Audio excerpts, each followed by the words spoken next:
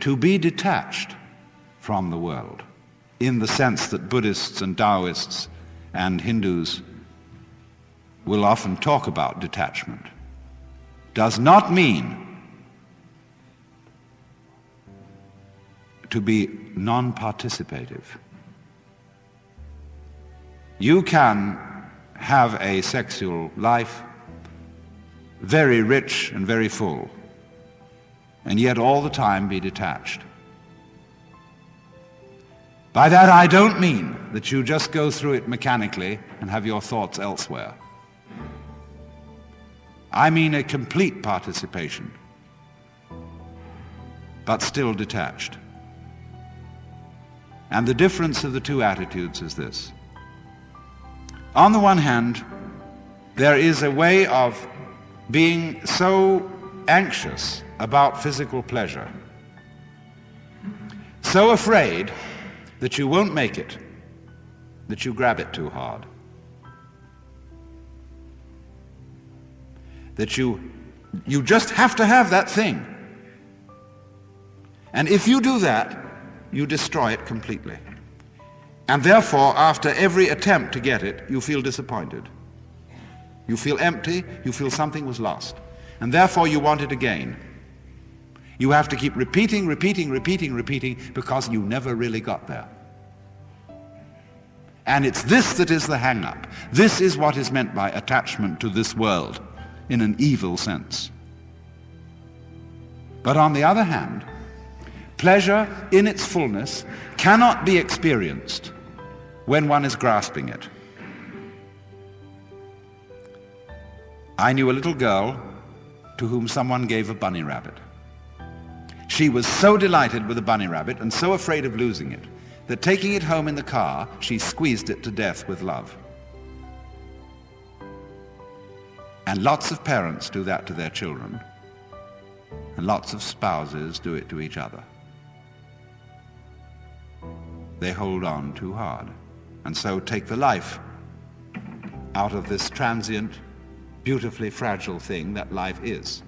To have it, to have life, and to have its pleasure, you must at the same time let go of it.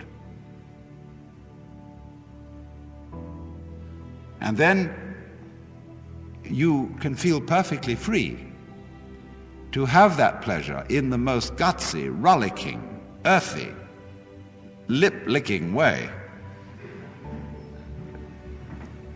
One's whole being taken over by a kind of undulative, convulsive ripple, which is like the very pulse of life itself. This can happen only if you let go.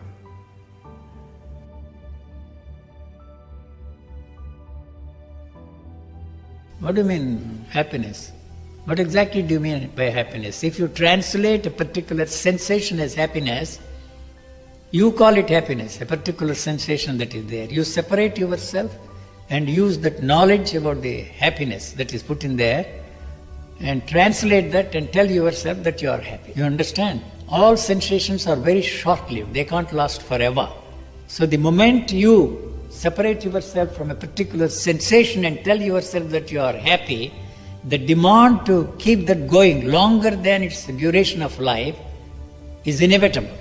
So what all you are doing to stretch that and keep that going on and on has turned that into the opposite unhappiness. You are stuck with unhappiness. Same is the case with the pleasure. You want to be in that state of pleasure all the time. It is just not possible. So you are turning pleasure into pain. We are not ready to accept it. And all those religious jokers tell us, we have some ways, we teach you the techniques of meditation, yoga, this, that and the other, and you will be in a permanent bliss. The demand for permanence in every area of our existence is the cause of human misery.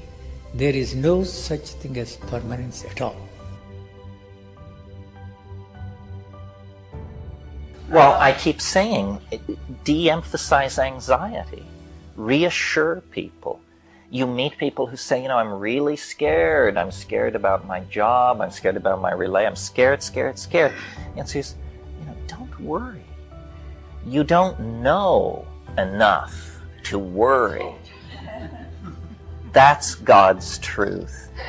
Who do you think you are that you should worry, for crying out loud?